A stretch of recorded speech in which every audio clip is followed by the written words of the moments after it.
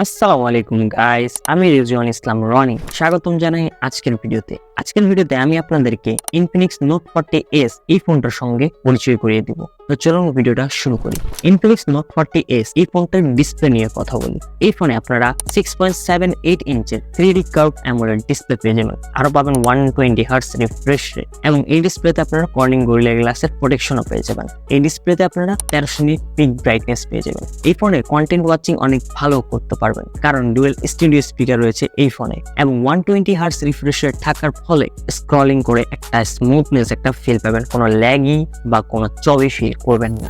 এই ফোনটার পারফরম্যান্স নিয়ে কথা বলি তো এই ফোনটাতে আপনারা প্রসেসর হিসেবে পেয়ে যাবেন মিডিয়াটেক হেলিও G99 আলটিমেট প্রসেসরটি। এটি হচ্ছে 6 ন্যানোমিটার আর্কিটেক্ট বিল্ডের একটি এসওসি প্রসেসর। এখানে আপনারা জিপিইউ হিসেবে পেয়ে যাবেন মালি G57MC2 এর জিপিইউ পেয়ে যাবেন। এই ফোনটি আপনারা একটাই ভেরিয়েন্টে পাবেন, সেটা হচ্ছে 8GB 256GB এবং এই ফোনে আপনারা 8GB ভার্চুয়াল র্যামও কিন্তু পাবেন। এখানে র্যাম টাইপ হচ্ছে LPDDR4X এবং স্টোরেজ টাইপ হচ্ছে UFS 2.2।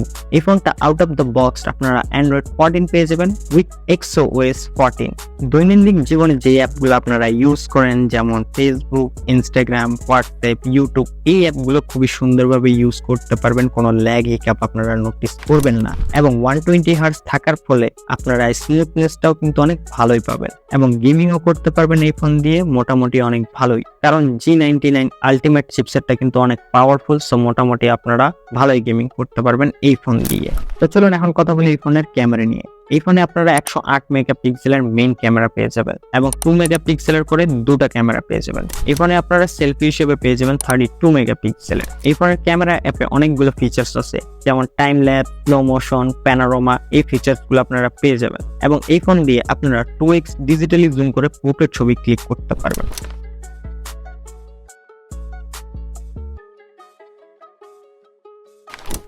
তো চলুন এখন কথা বলি এই ফোনের ব্যাটারি নিয়ে। এই ফোনটাতে আপনারা 5000 mAh এর ব্যাটারি পেয়ে যাবেন এবং এটাকে চার্জ করার জন্য আপনারা বক্সের মধ্যে 33 ওয়াটের চার্জার পেয়ে যাবেন। ফোনটার স্ক্রিন অন টাইমের যদি কথা বলি তো ফোনটা আপনাকে অনায়াসে 6.5 ঘন্টা স্ক্রিন অন টাইম দিয়ে দিবে এবং নর্মাল ইউজিং এ আপনাকে একদিনের বেশি ব্যাকআপ দিয়ে দিবে এই ফোনটা। এবং এই ফোনটাতে আপনারা ম্যাক্স চার্জিংও পেয়ে যাবেন, মানে ওয়্যারলেস চার্জিং। তো ওয়্যারলেস চার্জিং এখানে আপনারা 20 ওয়াটের পেয়ে যাবেন। এই ফোনের ব্যাটারি ব্যাকআপ অনেক ভালো, ব্যাটারি ব্যাকআপ নিয়ে আপনাদেরকে কোনো প্যারা এই ফোনে পাইতে হবে না। এই ফোনের সিকিউরিটি নিয়ে যদি কথা বলি তো এই ফোনটাতে আপনারা ইন ডিসপ্লে ফিঙ্গারপ্রিন্ট স্ক্যানার পেয়ে যাবেন, যেটা টাইমিং অনেক ফাস্ট, টাচ করলেই আনলক হয়ে যাচ্ছিল এবং ফেস আইডিও কিন্তু এই ফোনে আপনারা পেয়ে যাবেন। ফোনটা পোর্টস এন্ড বাটনস নিয়ে যদি কথা বলি তো এই ফোনের নিচের দিকে আপনারা সিম ট্রে পেয়ে যাবেন, টাইপ সি পোর্ট পেয়ে যাবেন এবং একটি নয়েজ ক্যান্সেলেশন মাইক্রোফোন এবং স্পিকার পেয়ে যাবেন। রাইট সাইডে আপনারা পাওয়ার অফ বাটন এবং ভলিউম রকার পেয়ে যাবেন।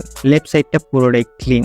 উপরের দিকে আপনারা সেকেন্ডারি স্পিকার পেয়ে যাবেন, মানে বুঝতেই পারতেছেন ডুয়েল স্টুডিও স্পিকার রয়েছে এবং উপরে নয়েজ ক্যান্সেলেশন মাইক্রোফোন পেয়ে যাবেন সেকেন্ডারি এবং আয়ার ব্লাস্টার পেয়ে যাবেন। ফোনটার ডিজাইন নিয়ে যদি কথা বলি তো ফোনটা ভিগান লেদার ভেরিয়েন্টটি অনেক জোস। ফোনটা হাতে নিলে একটা প্রিমিয়াম ফিল পাবেন আপনারা এবং এই ফোনটা ডিজাইনটা আমার কাছে পার্সোনালি ভাবে অনেক ভালো লাগছে। আশা করি আপনাদেরকেও এই ফোনের ডিজাইন ভালো লাগবে। এই ফোনটার অফিসিয়াল প্রাইসের যদি কথা বলি তো এই ফোনটা আপনারা 8GB 256GB ভেরিয়েন্টটি পেয়ে যাবেন 26,999 টাকায়।